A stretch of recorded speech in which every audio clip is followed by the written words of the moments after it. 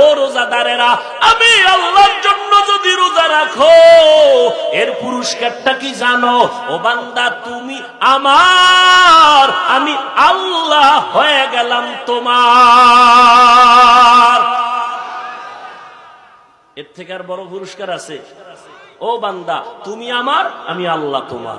যখনই কথা হয়েছে জান্নাতে ঢুকতে কোন টিকিট লাগবে না। কোন রোজাদারকে বলবে তুমি আমার, আমি তোমার? রোজা রাখছে, রাত্রেবেলা তারাবি বাদ দিয়ে ক্যারাম বোর্ড খেলে, লুড্ডু খেলে, বিড়ি টানে, নাই? এমন রোজাদারকে আল্লাহ বলবেন না তুমি আমার, আমি তোমার। সমস্ত মুফাসসিরিনে কেরাম, উলামায়ে কেরাম বলেছেন, যেই রোজাদারের মধ্যে 6টা গুণ পাওয়া যাবে এমন রোজাদারকে আল্লাহ বলবেন তুমি আমার, আমি তোমার। কয় গুণ? 6 গুণ শুনতে হইলে আলাদা আর এক বয়ান লাগবে।